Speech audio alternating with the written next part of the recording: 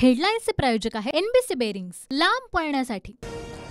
भाजप आमदाराच्या गोळीबारामध्ये शिंदे गटाचे महेश गायकवाड गंभीर जखमी। शस्त्रक्रियेमध्ये 6 गोळ्या काढल्या, मात्र गायकवाड अद्यापही व्हेंटिलेटरवर। प्रकृती चिंताजनक। मुख्यमंत्र्यांकडून गायकवाडांच्या प्रकृतीची विचारपूस। आमचा बॉस सागर बंगल्यावर आहे असं आमदारच म्हणत असतील तर तिथे दुसरं काय होणार। नाना पटोलेंची गृह खात्याच्या विभागावरून देवेंद्र फडणवीसांवर हल्लाबोल। पोलीस स्टेशनमध्ये गोळीबार झाला तर त्यात फडणवीसांची काय चूक? छगन भुजबळांकडून फडणवीसांची पाठराखण, तर घडलेल्या प्रकाराबद्दल फडणवीसांसोबत चर्चा करणार अजित पवारांची प्रतिक्रिया। घडलेला प्रकार महाराष्ट्राची संस्कृती नाही, मात्र स्वरक्षणासाठी गायकवाडांनी गोळीबार केल्याची माहिती। मात्र खुद्द आमदारालाच पोलीस स्टेशनमध्ये स्वरक्षणाची वेळ का येते हा प्रश्न अनुत्तरित। भाजप आमदार गणपत गायकवाडांवर शस्त्रबंदी कायद्यानुसार गुन्हा, तर घडलेल्या प्रकारावर पश्चाताप नाही। वारंवार सांगून देखील फडणवीसांनी दखल न घेतल्याचा गणपत गायकवाडांचा दावा। हा गोळीबार नव्हे तर शिंदे फडणवीसांमधल्या वर्चस्ववादाचा गँगवॉर, गुंडागर्दी आणि पैशांच्या जोरावर मिळवलेल्या सत्तेत दुसरं काय होणार? सुषमा अंधारेंची शिंदे फडणवीसांवर टीका। उल्हासनगरमधील हिल लाईन पोलीस ठाण्यामध्येच गोळीबार। गणपत गायकवाड, हर्षल केणे, संदीप सरवणकर अटके, तर नागेश बाडेकर, वैभव गायकवाड आणि विकी गणित्राचा शोध सुरू। गोळीबार प्रकरणी उच्चस्तरीय चौकशी करण्याचे गृहमंत्री फडणवीसांचे आदेश। गोळीबाराचा तपास गुन्हे शाखेकडे, एसीपी रँकच्या अधिकाऱ्यांकडून होणार तपास। राज्यात कायदा हाती घेणाऱ्यांना मोकळी। महाराष्ट्राच्या जनतेच्या दृष्टीने चिंताजनक घटना।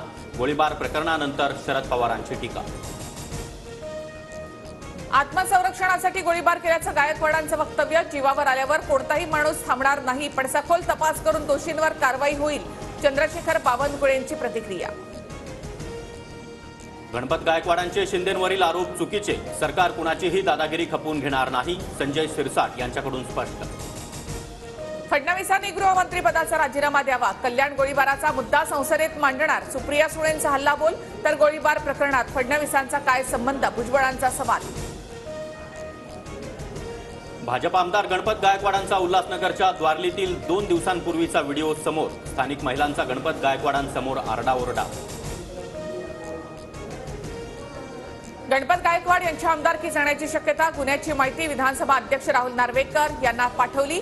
गायकवाड यांच्यावर हत्येचा प्रयत्न आणि शस्त्रबंदी कायद्यानुसार गुन्हा। महायुतीमधीलच 3 पक्षांमध्ये कोल्ड वॉर सुरू। राज्यातील कायदा सुव्यवस्था सत्ताधाऱ्यांनीच बिघडवली। उल्हासनगर गोळीबारानंतर विजय वडेट्टीवारांचा हल्लाबोल। भाजप आमदाराचे पोलीस ठाण्यातच शिंदेंवर आरोप। शिंदेंमुळे गोळीबार केल्याचं गायकवाडांचं वक्तव्य। मुख्यमंत्री कार्यालयातून गुंडांना तुरुंगात फोन जातात, संजय राऊतांचा गंभीर आरोप। सोमवारी सकाळी आंतरवली सराटीमध्ये पत्रकार परिषद घेणार। मराठा समाजाला मुंबईत काय मिळालं ते सांगणार। राज ठाकरेंच्या प्रश्नावर जरांगेंची प्रतिक्रिया। लालकृष्ण अडवाणींना भारतरत्न पुरस्कार जाहीर। पंतप्रधान मोदींकडून अडवाणींचा फोन करत अभिनंदन। पुणे विद्यापीठामध्ये ललित कला केंद्राचे विद्यार्थी आणि अभाविपच्या कार्यकर्त्यांमध्ये राडा। नाटकामध्ये सीतेचा आक्षेपार्ह पात्र दाखवल्याचा अभाविपचा आरोप। 6 जणांना पोलिसांकडून अटक। अभिनेत्री आणि मॉडेल पूनम पांडेनं गर्भाशयाच्या कॅन्सरनं मृत्यू झाल्याचं खोटं वृत्त पसरवलं। गर्भाशय कॅन्सरच्या जनजागृतीसाठी खोटं वृत्त पसरवल्याची पूनम पांडेची सोशल मीडियावर माहिती। हेडलाईन्सचे प्रायोजक आहे एनबीसी बेरिंग्स, लांब पळण्यासाठी।